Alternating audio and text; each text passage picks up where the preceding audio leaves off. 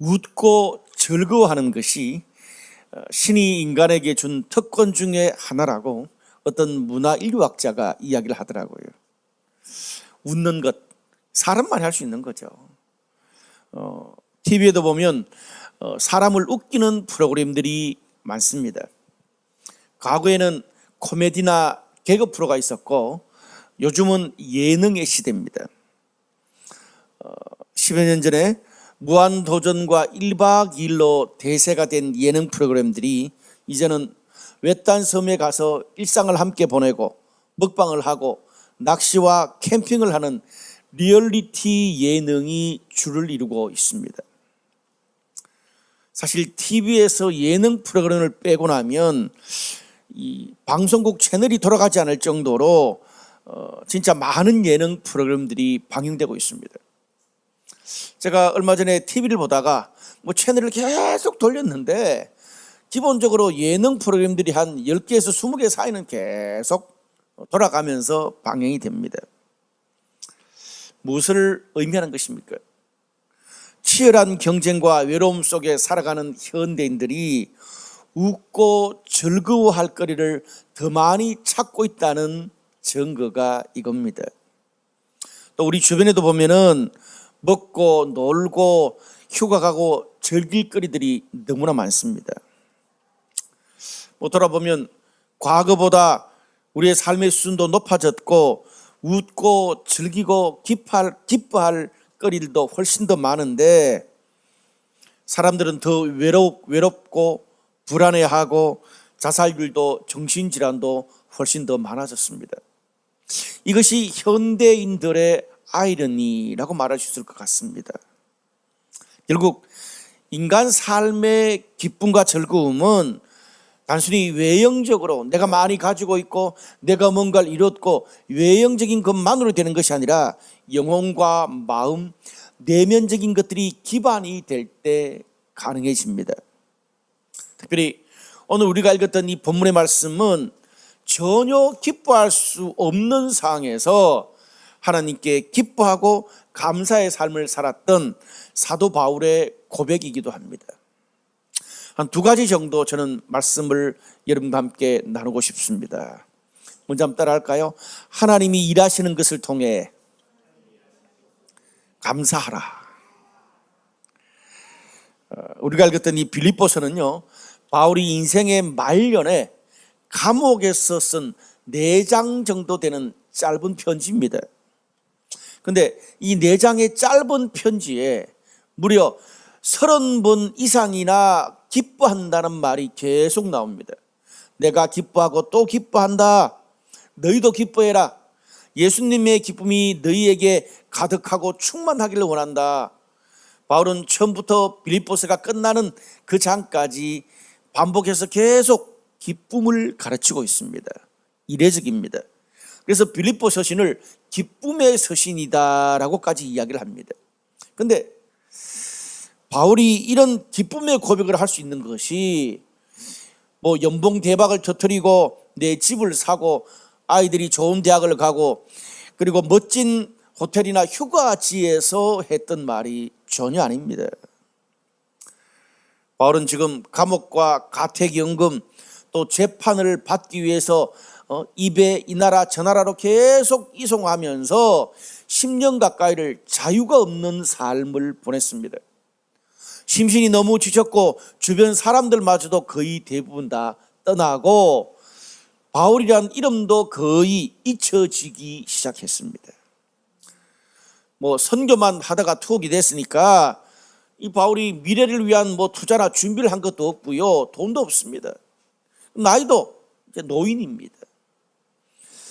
감옥 속에서 처절한 고독과 불안, 죽음의 절망만이 그의 삶에 가득했습니다. 오늘 우리가 지금 이 기쁨의 서신 빌립보서를 쓰는 바울의 상황을 보면 그의 삶 어디에도 즐거움과 기쁨을 찾아볼 수 있는 환경이 아닙니다. 그렇지만 바울은 누구보다도 기뻐하고 또 기뻐했습니다. 무엇 때문에 그렇게 기뻐할 수 있었을까요? 오늘 본문의 3절에서 5절까지 말씀을 요약하면 이런 말씀이 있습니다. 내가 너희를 생각할 때마다 나의 하나님께 감사하며 간구할 때마다 너희 무리를 위하여 기쁨으로 항상 간구함은 너희가 첫날부터 이제까지 복음을 위한 일에 참여하고 있기 때문이다.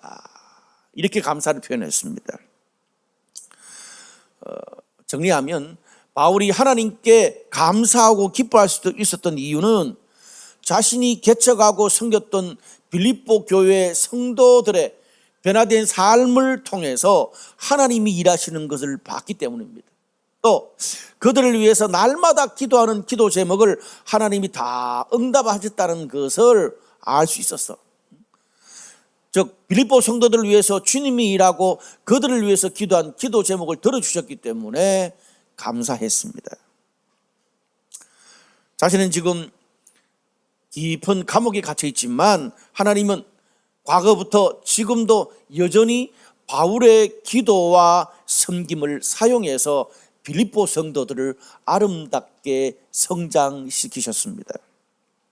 이렇게 감옥에서조차도 하나님의 일하심을 보며 감사하고 기뻐하는 바울의 삶을 보면서 나한테 좋은 일 되는 일이 없으면 기쁨과 감사가 사라지는 우리들에게 이 빌립보서는 너무나 강력한 메시지를 전해주고 있습니다. 감옥에 갇힌 바울에게 어떻게 이런 무차별적인 기쁨과 감사가 터져 나올 수 있었을까요? 우리는 훨씬 바울보다는 안정적이고 좋은 삶을 살고 있는데 바울이 가졌던 그 기쁨의 10분의 1도 없습니다. 오늘 그 답이 본문에 나와 있습니다. 오늘 본문을 자세히 보면 감사와 기쁨이 동전의 앞뒷면처럼 세트로 나옵니다. 빌립보서에 계속 보면 감사와 기쁨이 세트로 나와요. 그리고 기쁨보다 그 앞서서 먼저 하나님께 감사하는 것이 먼저 나옵니다. 감사가 나오고 감사가 있기 때문에 그 다음에 기쁨이 따라오는 겁니다. 이게 핵심이에요. 그 말이 맞는 게 사람이요 얼마나 많이 가졌고 좋은 일이 많이 있느냐와 상관없이 마음의 감사가 사라지면 삶의 진정한 기쁨과 보람을 느끼기가 쉽지 않습니다. 우리 주변에 보면은 분명히 뭐 사람의 상을 비교할 수는 없지만 그러나 또 비교가 될 수 있잖아요. 우리 주변에 보면 모든 것을 다 가지고 누리면서 살아도 늘 불평과 불안과 짜증 속에 사는 사람들이 있는가 하면 그 사람들에게 있는 100분의 1밖에 누리지 못하는데도 내가 지금 너무 힐링이 되었다, 기뻐한다, 감사한다, 그런 사람도 있다고요. 마음에 감사가 있으면 작은 것 하나에도 힐링이 되고 기쁨이 생기고 회복이 되는 것입니다. 그런데 반대로 아무리 크고 좋은 것을 많이 줘도 감사가 없으면 기쁨보다는 마음에 안 들고 짜증나는 것만 잔뜩 생각합니다. 생각할수록 자꾸 부정적인 것과 모자라는 것만 자꾸 보이게 돼요. 그러니까 그런 생각이 있으니까 휴가를 갔다 오고도 정말 원하는 것들을 얻어놓고도 돌아서서 불평과 짜증을 냅니다. 여러분 그런 거 경험해 본 적 없으세요? 휴가 가서 막 너무 신나게 놀았다가 그리고 휴가 돌아와가지고도 계속 짜증을 내요. 무슨 말입니까? 감사를 언제 어떻게 하고 무엇을 감사해야 되는지 훈련이 안 되어 있는 겁니다. 감사는 훈련해야 됩니다. 여러분 오늘 설교 제목이 감사와 기쁨을 빼앗기지 마라 그랬는데 내 마음의 기쁨을 빼앗기는 것은 오늘 본문에 의거하면 먼저 감사가 우리 삶에 사라지기 때문에 기쁨을 빼앗기는 것입니다. 여러분 지금 나에게 있는 것 뭐 크고 작지만 내가 지금 누리고 있는 이런 모든 것들이 결코 당연한 것이 아닌데 그걸 당연한 것이라고 생각해서는 안 됩니다. 좀 쉽게 우리가 여러분 앉아서 지금 은혜의 주 물이 포도주 되고 너무 은혜스럽게 찬양하잖아요. 이 찬양 하나 이렇게 찬양을 하면서 은혜 받고 하기 위해서 여러분 여기 있는 우리 시스템 이 음향 영상하는 이분들 그리고 찬양팀들이 어떻게 해요? 2시간, 2시간 반, 3시간 전에 미리 와가지고 모든 걸 세팅하고 준비하고 한단 말이에요. 그렇기 때문에 우리가 이 은혜를 누리는 거예요. 이 세상에 그냥 당연하게 거저되는 것은 한 가지도 없습니다. 그건 우리가 은혜 베푼 것을, 은혜 받은 것을 너무나 은혜 많이 받았으면서도 그 모르고 사는 사람을 배은망덕한 인간이다, 사람이다, 그렇게 말합니다. 그래서 뭐 주변에 보면 배은망덕한 사람에 대해서 평이 굉장히 안 좋아요. 뭐 제가 들은 거로는 배은망덕한 사람은 끝이 안 좋다, 반드시 되돌려 받는다. 뭐 저는 그렇게까지 이야기하고 싶지는 않습니다. 왜냐하면 그것은 사람이 판단할 수 있는 게 아니잖아요. 이 세상에 배은망덕하지 않은 사람이 있나요? 마지막 날 가서 그건 하나님께서 판단하실 일이고, 단 오늘 본문의 근거에서 보면 우리가 받은 은혜와 배려와 섬김을 잊어버리고 살면 우리 삶에 감사가 사라지기 때문에 기쁨도 점점 잃어버린다, 빼앗긴다는 말입니다. 한마디로 감사가 사라지면 기쁨도 잃어버리고 빼앗기는 거죠. 여러분, 요즘 삶이 기쁘세요? 기쁘세요? 있고 없고의 차이가 아니란 말이에요. 성경은 내가 더 많은 것을 누리고 있냐 없냐의 문제가 아니고, 성경에서 말하는 본질적인 것은 뭡니까? 내 안에 하나님께서 베푸신 은혜, 주변에 있는 나의 수많은 사람들을 통해서 받은 그 배려와 섬김, 그것에 대한 감사가 있냐 없냐의 문제라는 거예요. 내 삶에 기쁨이 사라진다면 내 안에 감사가 사라졌다는 말입니다. 그 말이 맞는 게 오늘 본문에 하나님께 감사한다라고 바울이 쓰고 있습니다. 근데 감사라는, 지금 이 빌립보서는 신약 성경이잖아요. 신약 성경의 주 언어는 헬라어입니다. 헬라어로는 뭐 감사라는 표현이 있는데 히브리어는 몇천 년 전에 있었던 고대 언어입니다. 구약 성경에 감사한다는 그런 명사형이 그렇게 많지 않아요. 오히려 고대 언어인 히브리어는 이 감사라는 단어가 기억해낸다, 기억한다는 뜻을 동시에 가지고 있습니다. 시편 103편 2절에 이런 말이 있어요. 내 영혼아 여호와를 송축하며 그의 모든 은택을 잊지 말지어다. 잊지 말지어다. 감사한다는 말이에요. 감사한다는 게 뭡니까? 한마디로 잊지 않는 것이 감사합니다. 하나님이 내게 주신 은혜, 또 주변 사람들이 내게 베풀어 준 수많은 배려와 섬김을 당연하다고 생각지 않고 기억하는 것이 감사합니다. 이게 구약적 표현이에요. 그래서 구약 성경에 보면 이스라엘 백성들에게 하나님께서 주신 은혜와 기적에 대해서 계속 지겹도록 반복해서 기억하라, 기억하라, 잊지 마라, 이 말을 계속합니다. 그걸 이렇게 기억하는 것을 메모리얼, 기념비라고 말하는데, 신학적으로 우리 구약 성경에 보면 이스라엘 백성들이 하나님의 기적으로 홍해를 건너면서 하나님 뭐라 그래요? 홍해 바다 바닥에 있는 돌들을 메고 가지고 나와서 기념비를 세웁니다. 메모리얼. 그리고 또 절기마다 하나님께서 이스라엘 백성들에게 베풀어 준 기적과 은혜에 대해서 노래를 지어서 찬양으로 부르고요, 또 시로 읊어서 낭송하고 자녀들에게 가르치고, 그것도 모자라서 모세를 통해서 성경까지 기록했습니다. 구약 성경은요, 하나님이 이스라엘 백성들에게 베풀어 주신 은혜를 기억하고 또 기억하는 기록들이 구약 성경입니다. 그래서 이 하나님의 은혜를 잊지 않고 계속 기억하는 사람은 감사하며 살고, 또 감사하기 때문에 작은 것에도 기뻐하며 삽니다. 오늘 바울이 지금 감옥에서 감사하는데 뭐 할 때마다 감사한다 그랬어요? 그냥 환경을 보면 감사할 수 없잖아요. 내가 감옥에서 바울이 생각할 때마다 감사한다 그랬는데, 여러분, 감옥에서 바울이 생각해봤자 저라면 분노, 불안, 미움, 죽음, 그런 것밖에 더 생각하겠습니까? 그런데 바울은 생각을 하되 무엇을 생각했습니까? 부정적인 것, 지금 자신의 열악한 환경을 생각한 것이 아니라 하나님께서 그동안 자신을 통해서 일하셨고 지금도 일하고 계신 것을 조목조목 기억하면서 하나님께 감사했습니다. 여러분, 우리가 환경은 바꾸지 못해도 내가 생각하는 것은 바꿀 수 있습니다. 그래서 바울이 감옥에서 쓴 여러 많은 편지들을 보면요, 참 늘 감사가 나와요. 골로새 교회에 편지할 때도 내가 너희를 생각할 때마다 하나님께 감사한다.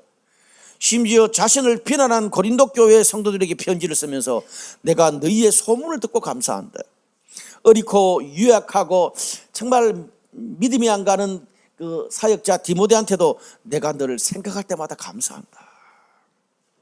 그의 편지는 언제나 감사로 시작해서 하나님께서 자신을 향해서 베푸신 은혜뿐 아니라 또 나를 통해 하나님께서 다른 사람들에게 일한 것까지도 감사합니다. 바울이, 여러분이 바울 서신에 이 감사와 기쁨, 바울은 이 감사와 기쁨의 비밀을 알았기 때문에 그가 처한 상황이 어떠하든지 감사와 기쁨이 넘쳐났습니다. 여러분, 정말 힘들 때, 제가 청년 시절에 정말 힘들 때 정말 저를 열받게 하는 성경 본문이 하나 있었습니다. 데살로니가 전서인가 후서인가, 거기 뭐예요? 항상 기뻐하라, 쉬지 말고 기도하라, 범사에 감사하라. 쉬지 말고 기도하는 건 알겠는데 항상 기뻐하고 범사에 감사하는 것은 너무 화가 났어요. 이해가 안 갔어요. 그런데 오늘 본문의 이 감사와 기쁨의 이 비밀을 보면 바울이 왜 범사에 감사하라 그랬는지 알 수 있어요. 오늘 성경을 두고 보면 범사에 감사하는 사람은 어떤 상황에도 그 감사 때문에 기뻐할 수 있기 때문에 그렇습니다. 범사에 기뻐하기 원하십니까? 범사에 감사할 것을 조목조목 찾고 하나님께 감사하십시오. 우리가 오늘 이 본문을 적용하면 어떻습니까? 바울처럼 우리가 감옥에 있건 아니면 바쁘고 치열하게 사는 출근 지하철에 있든, 그리고 꼴도 보기 싫은 사무실에서 매일 꼴도 보기 싫은 사람들과 지내면서도 우리가 바울처럼 무엇을 생각해야 되는가가 중요합니다. 회사 있을 때는 힘들고 불안하고 스트레스 받고 뒤통수 치고 받고 이럴 때는 그냥 스트레스 받으면서 해결하면 되고요. 그런 중에도 집에 돌아와서 말씀을 보고 기도를 하고 주일에 예배할 때는 오늘 말씀을 들으면서 뭐예요? 하나님이 지금 나의 삶에 일하시고 지금도 나의 가정과 직장과 신앙 가운데서 일하고 계신 것들을 조목조목 기억하고 감사하는 게 너무나 중요합니다. 많은 사람들이 그래요. 감사할 거리가 없습니다. 아니요, 감사할 거리가 없는 게 아니고 믿음의 눈이 없는 겁니다. 감사를 할 때 허황하게 퉁치지 마시고 사건은 사건대로, 시간은 시간대로 잘라서 기억하고 두고두고 반복하고 감사를 반복하십시오. 여러분, 하나님께서 그리고 주변의 많은 사람들을 통해서 하나님께서 내 삶에 이루고 변화시키시고 역사하신 것들은 당연히 돼야 되는 게 아닙니다. 두고두고 내 삶 평생 기억해야 될 너무나 소중한 나를 향한 하나님의 역사라는 말입니다. 내가 그것을 구체적으로 기억하고 반복해서 기억하지 않으면 그냥 그런 모든 기억들은 흘러가는 물과 같은 시간이고 그냥 우연히 일어난 사건이고 당연한 것이 되어버립니다. 하나님께 감사하고 기뻐하는 사람과 전혀 그런 것 아니고 늘 불평하며 사는 사람의 차이가 뭔지 아세요? 감사하는 사람은 감사한 일이 더 많고 불평하는 사람은 불평할 일밖에 없어 그런 게 아니에요. 알고 보면 똑같아요. 근데 뭡니까? 거기에서 내가 감사를 찾는 것과 불평만 찾는 것의 차이입니다. 이게 믿음의 눈입니다. 신앙적으로, 커리어적으로, 관계적으로 내가 여기까지 오는데 하나님이 인도해 주신 것들이 얼마나 많습니까? 정말 하던 일이 어그러지고 관계가 어그러지고 완전 끝이라고 생각했는데 마지막에 하나님께서 협력해서 뒤집어 주신, 역전해 주신 그런 것들은 얼마나 또 많습니까? 또 그때마다 도와주고 끝도 없는 나의 불평을 들어주고 짜증을 다 받아주고 기도해준 모든 사람들까지 구체적으로 떠올리십시오. 제가 목회를 하면서 자주 하는 게 있습니다. 사람이요, 목회를 하면 오래 같이 가잖아요. 사람이 늘 좋은 일만 이룰 수 없단 말이에요. 우리 광훈 형제 있어요. 광훈 형제가 막 신앙의 컨디션이 좋을 때는 막 좋은 일만 하겠죠. 근데 막 신앙의 컨디션도 어렵고 막 지금 본부장으로 있는데 막 회사가 막 건너박질 치고 그러면 컨디션이 안 좋을 거잖아요. 저는 그래서 성도들이 정말 함께 신앙생활을 하면서 너무나 교회에서 감사했던 일, 너무나 그들이 섬겨주었던 일들을 늘 구체적으로 기억합니다. 그래서 어떻게 해요? 나중에 그가 힘들어서 그가 좀 완전히 막 헤매도 그것을 기억하려고 노력합니다. 이게 믿음의 시각이에요. 또한 내가 하나님과 사람들에게 받은 것만 기억하지 마시고, 오늘 바울이 뭐예요? 나를 통해서 하나님께서 다른 사람들에게 역사하시고 공동체에 역사하신 것을 감사하세요. 귀하잖아요. 나의 부족한 성품, 나의 부족한 능력, 나의 작은 돈, 나의 그런 연약한 에너지를 통해서 하나님이 도와주시지 않으면 그게 가능했을까요? 여러분, 저는 이렇게 목회를 하면서 정말 돈도 많고 너무나 영향력 있는 분들도 만나봤습니다. 목사는 타인의 이야기 들을 때 주로 뭐를 들어야 되는 줄 아세요? 내가 이래서 성공했다, 내가 이렇게 해서 크게 이루었다, 막 늘 목사는 그래서 어쩌라고, 그렇게 해서 네가 잘 먹고 잘 살았다, 어쩌라고. 저는 하나님이 우리를 보는 눈도 비슷하다고 생각합니다. 그래, 너 잘 살았어, 성공했어, 어쩌라고. 뭘 원하세요? 그래, 네가 가진 그것으로 나를 대신해서 하나님의 사람들과 하나님의 공동체와 주변 사람들에게 네가 무엇을 기여했고 그들에게 어떤 도움을 주었고 너의 그 삶을 통해서 그들이 얼마나 변화되고 위로를 받았냐, 하나님 그거 물으세요.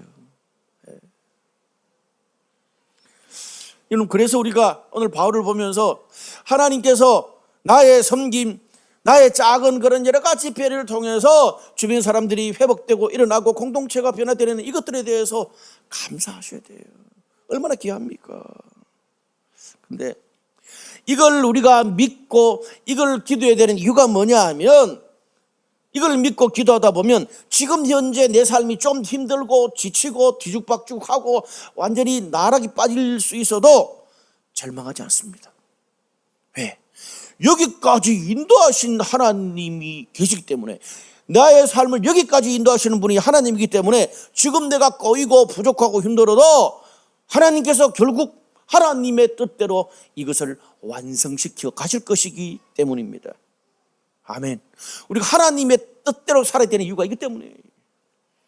그래서 6절에 너희 안에서 착한 일을 시작하시니가 그리스도 예수의 날까지 이루실 줄을 우리가 확신하노라. 우리가 하나님의 인도를 받고 결정하고 하나님의 인도를 받고 선택하고 하나님의 인도를 받고 혼란한 가운데도 우리의 길을 가야 되는 이유가 뭐냐 하면, 내가 선택한 삶은 꼬일 수 있습니다. 좋은 의도도 뒤집어질 수 있습니다. 근데 하나님이 선택하고 하나님이 이끄시는 길은 궁극적으로 모든 것이 협력해서 선을 이룰 줄로 믿습니다. 두 번째로 한 번 더 따라합시다. 형제 자매들과 동력하는 것을 기뻐하라. 오늘 4절에서 7절까지 말씀 보면 이런 말씀인데, 요약하면 너희 무리를 위하여 기쁨으로 항상 간구함은 너희가 첫날부터 이제까지 복음을 위한 일에 참여하고 있기 때문이라. 이는 너희가 내 마음에 있음이며 나의 매임과 복음을 변명함과 확정함에 너희가 다 나와 함께 은혜에 참여한 자가 됨이라. 감사했던 바울이 그 감사로 인해서 이제 기쁨이 찾아오니까 두 가지 때문에 기뻐했습니다. 첫 번째는 뭐냐 하면 빌립보 성도들이 복음을 위한 일에, 주님을 위한 일에 참여하게 됐다는 거예요. 여기 참여라는 단어는 헬라어로 코이노니아라는 단어입니다. 이 코이노니아라는 단어는 신약 성경에서 주님의 성도들이 주님 안에서 전인격적으로 교제하는 것, 이것을 말합니다. 이걸 가장 잘 구체적으로 보여주는 게 사도행전 2장 42절에서 47절입니다. 초대교회 성도들이 성령 받고 난 다음에 초대교회 성도들이 살았던 모습이에요. 함께 모여 예배했죠. 또 함께 모여 떡을 나누고 셀모임을 했죠. 또 주님의 일을 위해서 주님의 이름으로 영적으로, 관계적으로, 물질적으로 서로 도움을 주고받았습니다. 뭐예요? 우리 지금 교회에서 성도들이 하는 거잖아요. 두 번째, 바울이 정말 여러 가지 그 오해와 그런 것 때문에 10여 년 가까이 투옥을 반복했습니다. 한 10여 년 지나니까 주변 사람들도 지쳐서 많이 떠났어. 근데 빌립보 성도들은 처음부터 끝까지 바울의 편을 들면서 재정적으로도 후원하고 끝까지 지원을 해줬습니다. 중요한 것은 바울이 뭐라 그래요? 너희가 첫날부터 이제까지 처음 바울을 통해서 예수 믿고 신앙 공동체에 들어오는 그때부터 지금까지 변함없이 바울과 빌립보 성도들의 관계가 지속됐다는 거예요. 여러분, 사람들이 변하잖아요. 근데 빌립보 성도들이 변하지 않았다는 거예요. 주변에 그렇게 막 바울을 따르는 사람들도 많이 있는데, 그래서 바울이 그것이 얼마나 소중하고 귀한 줄을 알고 감옥에서조차도 그 처음부터 지금까지 그렇게 바울과 함께 동역한 빌립보 성도들에게 감사와 기쁨을 표현하고 있습니다. 오늘 여기 나오는 코이노니아는요, 그냥 마음에 맞는 사람끼리 교제하는 그런 게 아닙니다. 친한 사람도 있지만 마음에 들지 않는 사람, 그런 거 상관없이 모두가 같은 뜻, 같은 목적을 가지고 주님 안에서 교제하고 주님의 일을 위해서 동참했다는 겁니다. 여러분, 저는 나이가 들어갈수록 교회, 신앙 공동체 안에서 성도들이 서로 교제하고 주님의 일을 위해서 동역하는 것이 세상에서 참 찾아보기 힘든 거예요. 왜냐고요? 여러분, 우리가 세상에서는 친하고 진짜 내 마음에 맞는 사람들하고만 개인적으로 계속 만나잖아요. 관계가 계속 이어져요. 마음에 들지 않는 사람들은요, 먹고 사는 것 때문에 직장에서 어쩔 수 없이 봐야 되는 거 빼고는 봐요, 안 봐요? 안 봅니다. 여기 계시는 분들 중에 저 같은 스타일 안 볼 사람 많을 거 아니에요. 저도 마찬가지지만. 그게 우리 세상에서 인간관계란 말이에요. 근데 교회는 어떻습니까?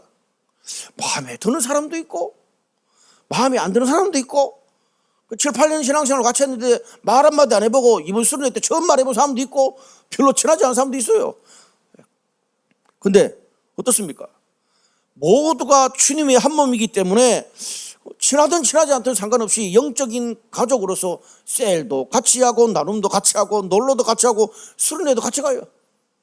이번 여름 수련회 때 우리 그 여름 캠프 때, 비레시 여름 캠프 때에 몇 년 동안 있었지만 서로 말 한마디 안 해봤던 사람들이 그런 사람들도 같이 가.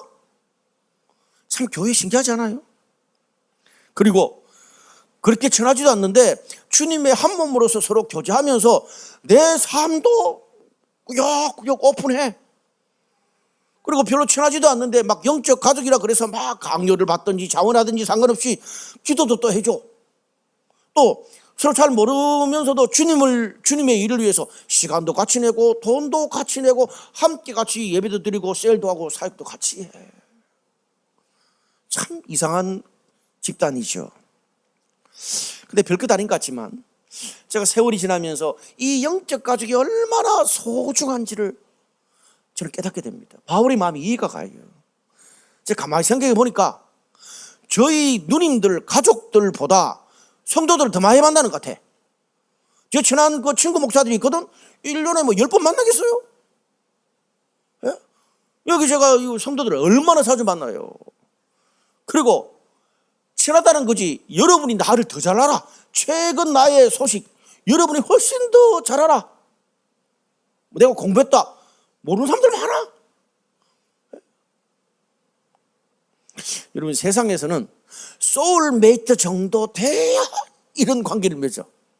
그런데 신앙 공동체는 소울메이트 정도까지 친한 것도 아닌 것 같은데 또 뭐 교회 안에서도 셀 안에서도 서로 스타일도 다르고 뭐 뒤에서 서로 막 비난도 하고 그러면서 티격태격하면서도 이 관계를 계속 이어가고 있어. 저는 이게 주님의 일하심이요 은혜가 아니고는 불가능한 겁니다. 아멘. 그래서 여러분, 주님 안에서 함께 교제만 하는 게 아니라 뭐도 해요? 함께 주님을 위한 그 한 가지 목적으로 같이 일을 해요. 소울메이트처럼.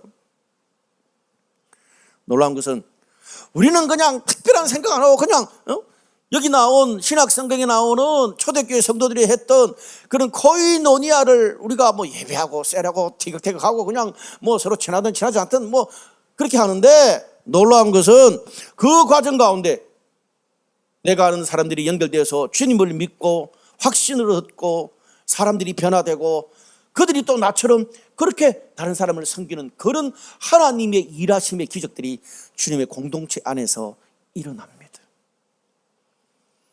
이것이 하나님께서 신앙 공동체를 통해서 이루는 주님의 사역이요 우정입니다. 여러분, 한 사람의 특별한 사람이 자기 혼자 그런 일을 한다고 절대 안 됩니다. 공동체 주시는 하나님의 신비예요. 그런 면에서 세상에서의 친구는 소울메이트지만 세상에서 하나님의 일을 위해서 이 땅에 주신 동력자가 바로 한 교회 신앙 공동체 성도들입니다. 오늘 빌립보 교회는 그렇게 주님이 일하셨던 그런 역사와 성도들의 우정이 있었습니다. 여러분, 사도행전 16장에 보면 빌립보 교회가 어떻게 개척됐는지를 자세하게 나와 있습니다.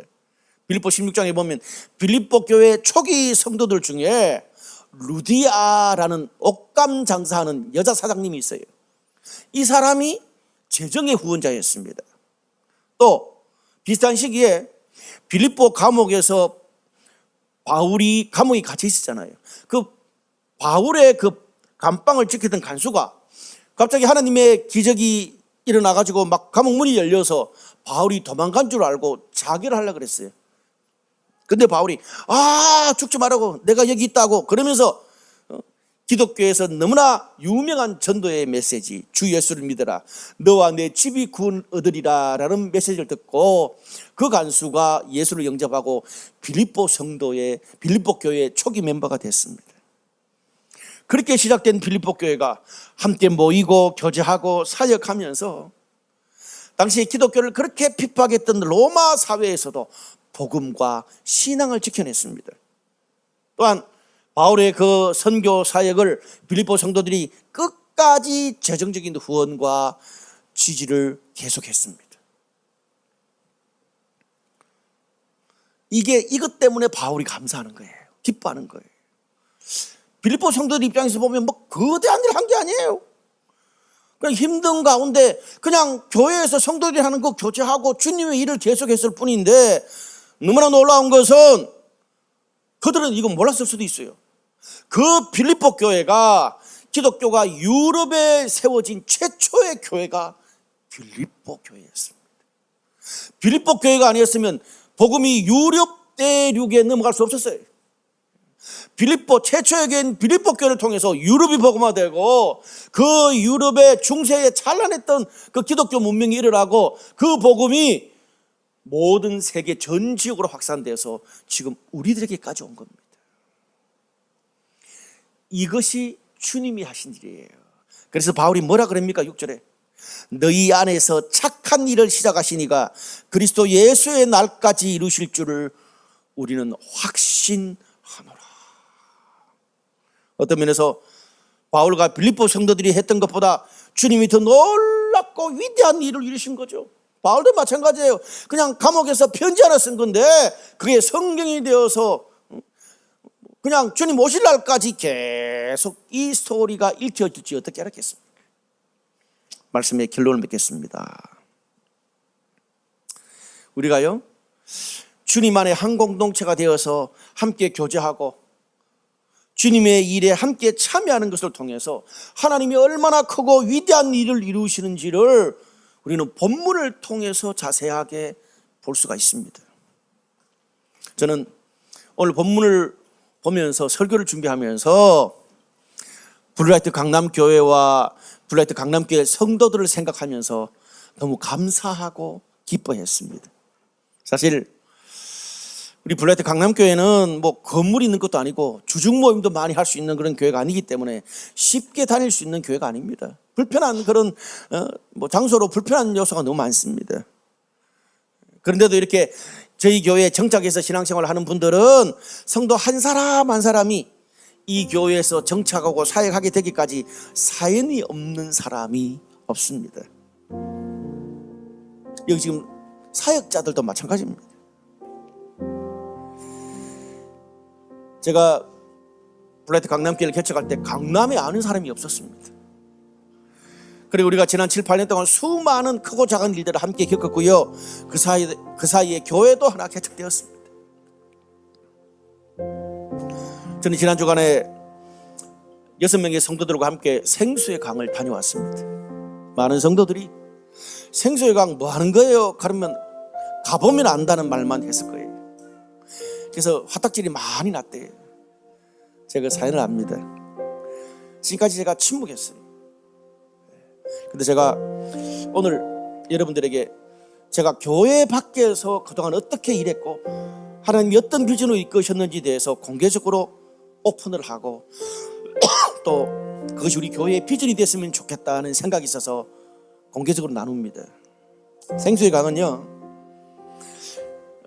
2002년도입니다.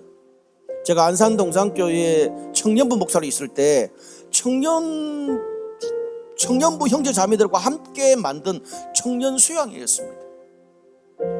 그냥 청년 수양회였습니다. 그런데 하나님이 너무 강력한 은혜를 주셔서 그것이 동산교회 전체 수양회가 됐고 그것이 더 나아가서 한국교회와 해외 한인교회에 있는 목회자와 성도들이 다 참석하는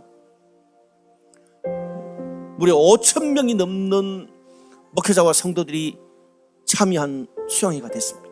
그렇게 23년을 지난주까지 섬겼습니다.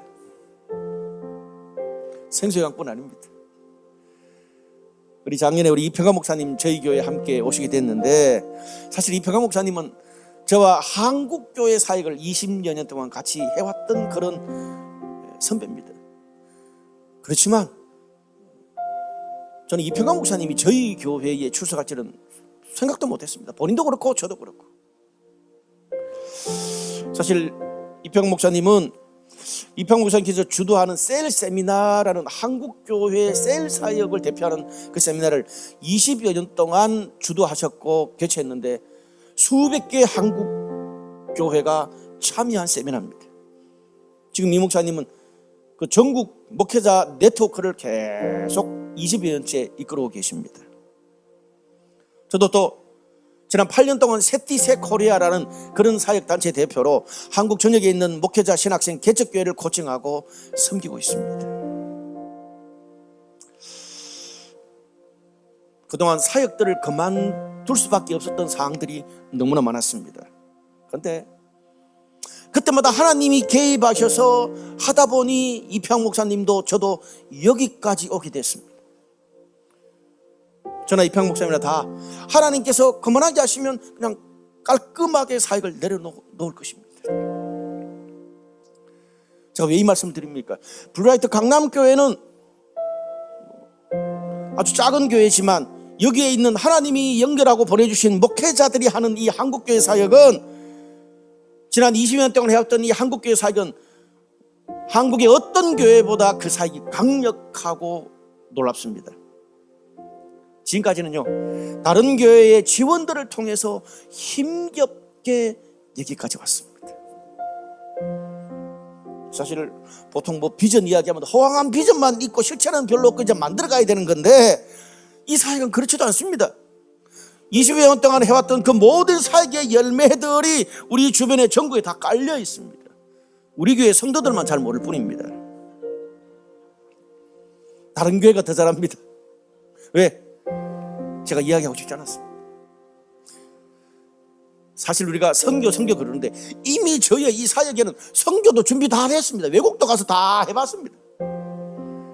단지 돈과 섬기는 손길만 있으면 이 사역은 한국 전역은 물론 세계 선교까지 무한대로 확장할 수 있습니다. 저는 하나님께서 블라이트 강남교회를 세우시고 여러분을 우리 블루라이트 강남교회 성도로 부르신 것이 이런 비전과 결코 무관치 않다고 생각합니다. 너무 먼 이야기라고 생각할 수 있는데 빌립보 성도들도 그랬을 것입니다.